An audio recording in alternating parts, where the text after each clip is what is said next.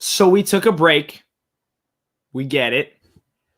But more importantly, we're back and talking about the NBA Finals. It's taken us so long, but we finally made it to everything that we've been building up to, all our playoff predictions, all our all-star videos and everything. It's time to put the money where our mouth is and make some finals predictions.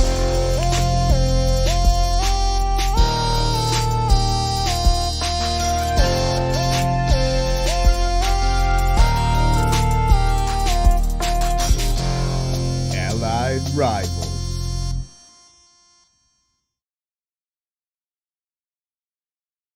Ladies and gentlemen, welcome back to the one and only Allied Rivals podcast. My name is A.J. Herschel. Right over there is Caedmon Bauer. We're here talking about the NBA. How are you doing today, man? I'm doing good. It's felt like so long. I mean, yeah, it's been a minute. We missed the whole conference finals round, but that's all right. We're here for the big one. Oh yeah. But I'm doing good. Nice. Just finished school on Friday. Sick. So yeah, football starts in like a week, and I'm really excited for it. Nice. That is awesome. Very nice. How about you? Doing okay. Chicago Sky started out their season pretty well. Manchester United tanked their end of the season, which was great. The Chicago White Sox can't stay healthy. But the NBA has been fun. So that's been a nice little change of pace. And then I finished school in 2 weeks or whatever. So yeah, that's gonna be it'll be fun. But yeah, the NBA Finals is finally here. And we've been building up to this for a while. These playoffs have been insane, multiple game sevens. The Pelicans actually made things interesting. The team with the best record in the league had one of the biggest collapses in NBA history, and now we're left with one of the coolest matchups maybe in a while. The Golden State Warriors back for their sixth chance in 8 years. That is insane. 6 finals appearances in 8 seasons. And the Boston Celtics, who are trying to prove that, yes, they are better than the Los Angeles Lakers as a franchise, and go for an 18th title. Ooh. This is crazy, man. That's so weird. So I guess since we did miss the conference final, let's just recap a little bit. So let's start with the Golden State Mavericks series. Cade, what did you think about the Warriors in that one? Because they completely shut down Dallas. Yeah, I just felt like Dallas's offense looked really one-dimensional, and Luka was just doing everything he could the whole time, making threes, doing the step backs, laying it off, assist. He was doing everything. He was like the Trae Young of the regular season, where he had the most of points accounted for ever. Either he's scoring it or he's passing the ball and getting the assist or whatever. I don't know. And it's really weird because I always thought Mavericks, they're a big man team. But the Warriors just looked bigger, and it was so surprising. The Warriors handled the pick and roll for the Mavericks offense really well. Steph and Clay, Wiggins, they were just so stacked. It just, part of the time it looked like they weren't even trying. Some of the games weren't even close. Golden State was, crazy. It was absolutely insane. Yeah, and it's interesting you say it seemed like they played bigger, which is really confusing because the first 2 rounds, the depth lineup is super small, right? Yep. You're running what? Steph, Poole, and Clay, and Wiggs is your 4 at that point. But Looney showed up out of nowhere for this series. He just decided to turn into singing Hakeem Olajuwon and just grab every rebound that came his way. And then Jonathan Kuminga actually got minutes, which is crazy. But everything went right for the Warriors. And I feel like we all kind of knew this was going to happen. After those first 2 games, I feel like everybody kind of penciled in, all right, Golden State, yeah, they're making it. Especially after the Suns started looking iffy. It felt inevitable that they were going to make it back, right? Even after the game Dallas won, there was no concern, I think, from anybody. Golden State outplayed them the whole series. Absolutely. And that's why they're here. Yeah, and including Game 6 Clay, which just I mean, what are you supposed to do about that? Dude, they're looking way too good right now. It's reminding me of the old day. And it just feels so weird when you said, and I think I've heard it before, but 6 finals in 8 years. That's Because it feels crazy. like I haven't seen them for 5 years. Right. You know what I mean? Yeah. Because they missed the playoffs like completely. And it's absolutely nuts to think about because the years everybody got injured and everything. I think they've only lost one playoff series in the last like 8 years or something crazy like that. It's weird? Nuts. And that was the finals, like the finals losses they had. Outside of the finals, like they're almost perfect. It's crazy. That just makes no sense. It's insane. Absolutely insane.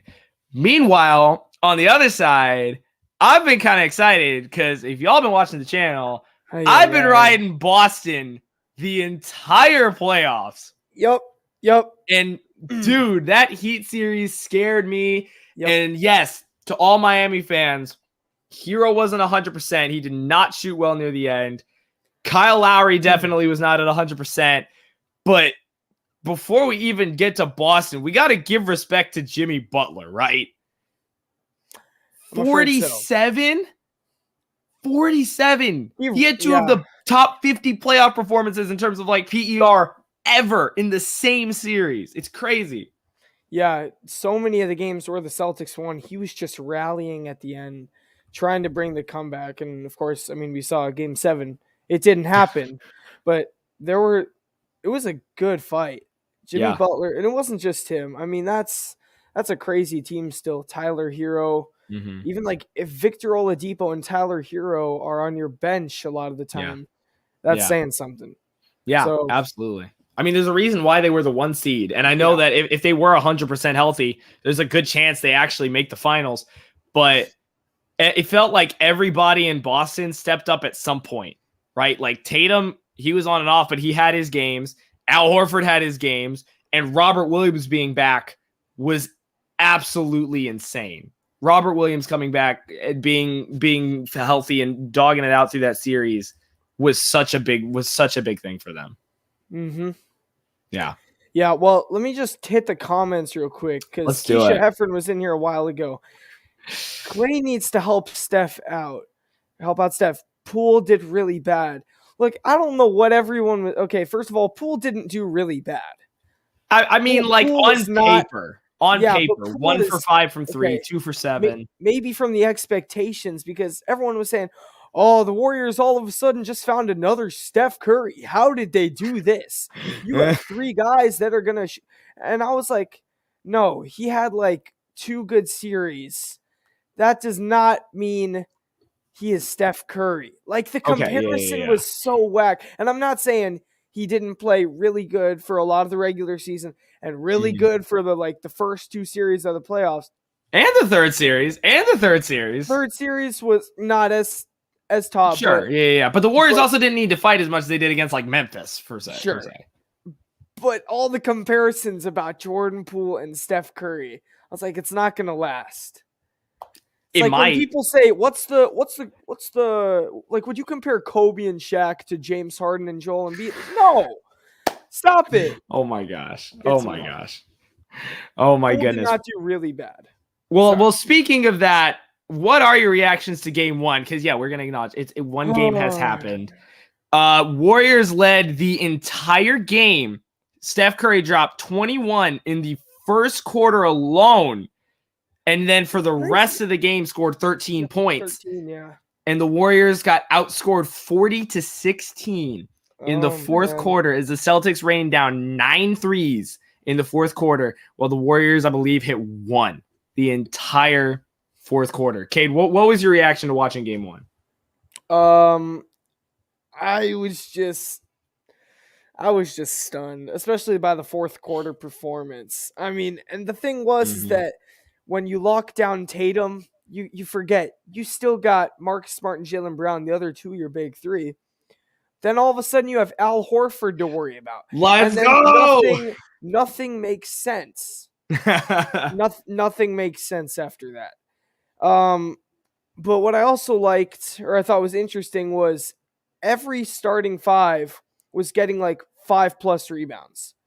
So I just felt like it wasn't like if I'm gonna say, I shouldn't say this, but it wasn't like the Giannis gets 15 or the Joker gets like all 20 of the rebounds for the team. This team, like everyone was getting 5. Everyone that played a couple minutes, so it was really spaced out. I just felt like the Warriors were living and dying on the 3 ball. When they had it, it was great. And in the fourth quarter, I think you said they went like 1 for 9 or something. They made one in the fourth quarter. Yeah. It was, they live and die by the 3 ball. Yeah. So Yeah. that was my reaction. Which overall to say, they didn't shoot poorly in the game. They still made 40% of their threes. Like, that's way above the NBA average. It just so happens that the Boston Celtics hit 50% of their threes. I mean, 21 throughout the entire game, which was nuts. Yeah. And like Derek White in the fourth quarter just comes out of nowhere.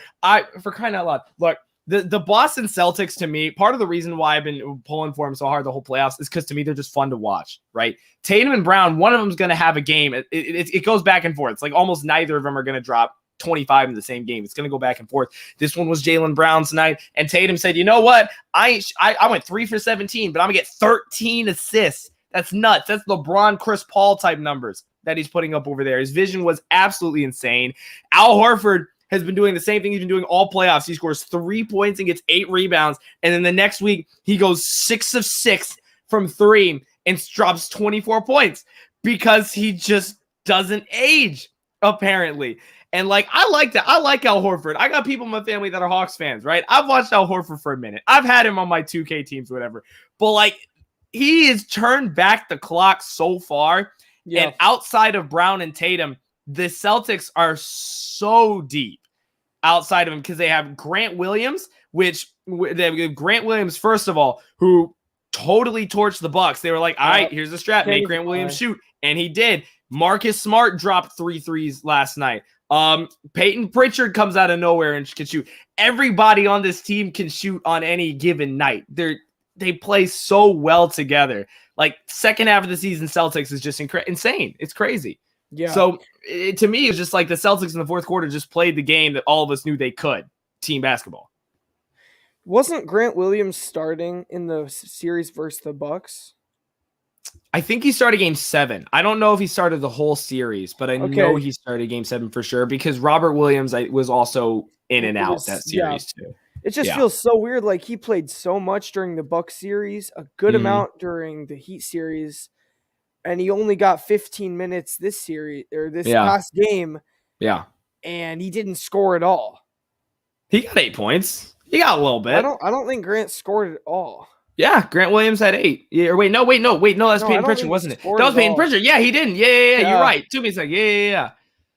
So I wonder if they're just going to be using him differently this series or what, because I feel like, he's the lockdown defender, at least from what I saw. He takes out the big man, but hey, we'll see. It worked for them what they did game 1. Yeah, absolutely. And Robert Williams also in the paint. There's a reason he's second team all defense, man. Yep.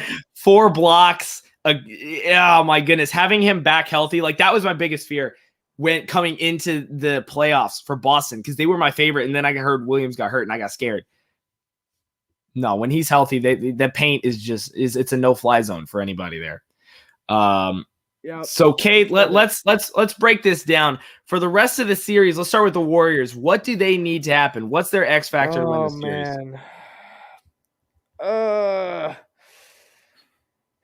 Man, I don't even know. I think it's Looney.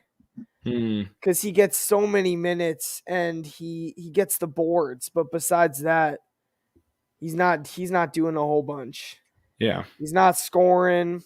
He's not really getting to the line much. His defense is pretty good a lot of the times, but you got to have something on offense. Yeah. Because the Celtics score every possession. You got to be able to match that. So I think Looney is a big one because we all know how Steph Curry, Wiggins, Thompson, Green, the other 4 of the starters can play. But there's been questions about who's the 5th guy on the Warriors because they've tried a few guys. I mean, they've tried Poole. I think they tried Otto Porter. He had a nice game. They tried Kuminga Yeah. also. So they're really having some questions for this fifth guy. Looney's got to step it up. Yeah. Okay. Yeah. Who's their X factor? Yeah. For me, I think it's going to come down to Clay and Poole, which I know can sound kind of obvious, but here's the thing. The Celtics and the Warriors are two of the best teams at switching in terms of defense. The reason the Warriors can play so small all the time is because they can almost, with the exception, I mean, Steph is definitely probably on the weaker end, Steph and Poole, but you've got Clay, you've got Wiggins, and you've got Draymond, who all are incredible defenders. And then if you have Looney in, he's incredible as well when you get to the paint. But the problem is the Celtics can play big because Robert Williams is healthy and you have Al Horford.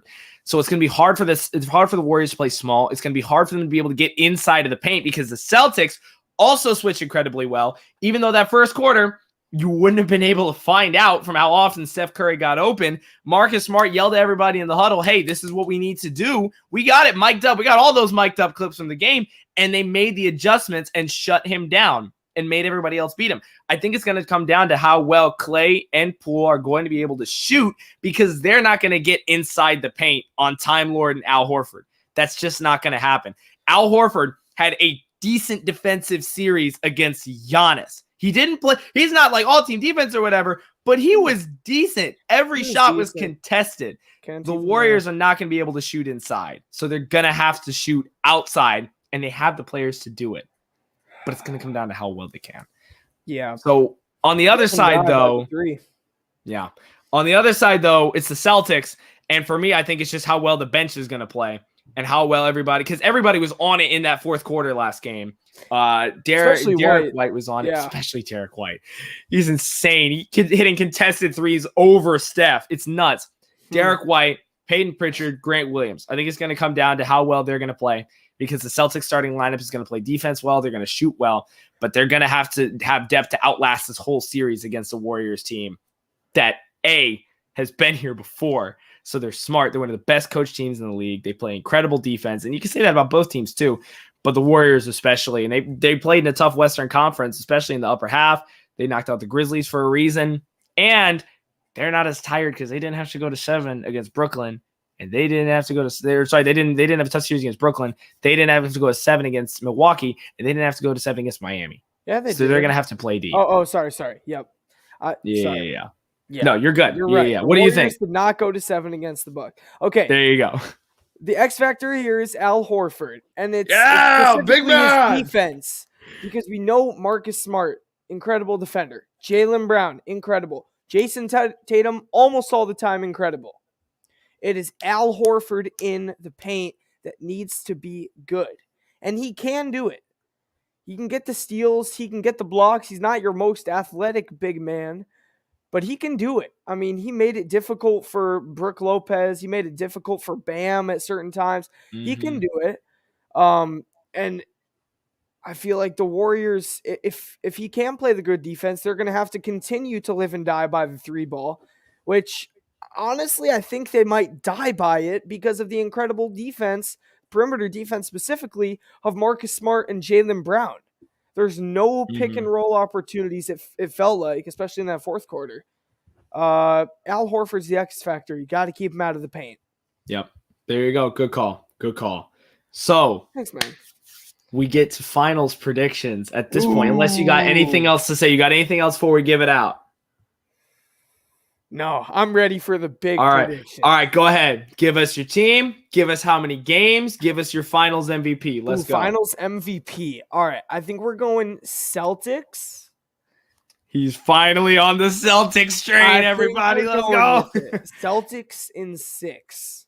Okay, and so I think they win at home. That just makes life easier if they don't have to win away. Celtics in 6, and your finals MVP is Jaylen Brown. Oh, okay. So the reason for this is because I feel like they're going to continue to guard Jason Tatum really heavily, which I think that was their big goal from game 1.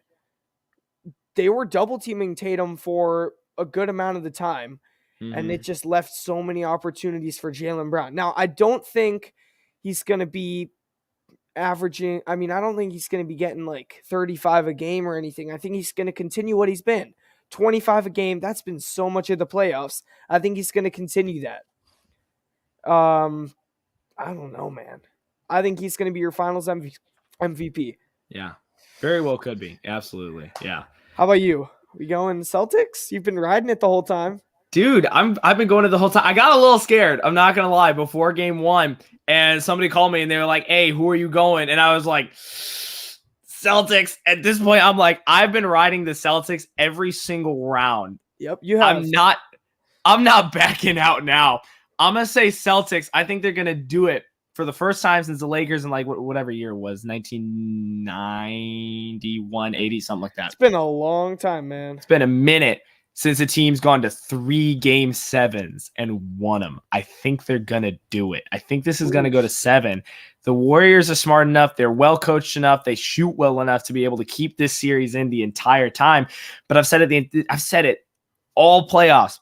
Boston has been belittled and beaten down and had mistakes ever since Kyrie showed up and left. Ever since Isaiah Thomas left, they've been up and down. Expectations have been through the roof, and they've never hit them. This is the year they do it. It goes to 7. And in the vein of the old vet getting the 2014-15 NBA Finals MVP, Andre Iguodala, I think this one's going to go to Al Horford because I think it's going to come down to his defense. And if he keeps exploding like he has in recent games, I think people are going to be cool enough to be like, hey, yo, this guy stepped up whenever the team needed it because he's also done it all playoffs too. That is true. So I think, I mean, am I being maybe a little bit generous with this one? Maybe a little bit. Yeah, I'm not going to say I'm not. Is it more likely Jalen or Jason ends up winning MVP? Absolutely. But I'm picking Big Al. I'm picking the Godfather, Al Horford, 36-year-old Al Horford. I think the Celtics go to 7 with him. I think it goes all the way to the wire, but I think Boston, they've had it all playoffs. They haven't gotten tired. Ime Udoka was a great hire. He's smart. They play incredible defense. There's a reason they have the DPOY. They have a reason they have the second team all defense, Robert Williams. There's a reason Al Horford's here. There's a reason the Celtics are here and have been saying it all playoffs. I think they're going to take it as well. You're going 6. I'm going 7, but we're both picking the boys in green, the Boston Celtics. There you go. And ladies and gentlemen, be sure to look forward to our recap after this series is over because we will be giving our Diet Tonic Water Award finals award. Oh, okay. So that's something to look forward to. Nice. Plus it's summer, which means we're coming out with a whole string of shorts. Oh, yeah. Right, absolutely. Yeah. Absolutely. Oh, yeah. Celtics are going to win this one, and I hate to say it because I was hoping my Bucks would be here. That's fair. That's fair. I wish I could say that I thought my Bulls were going to be here, but I know inevitables. I mean, I was prepared for it, so I mean, I don't know what to tell you.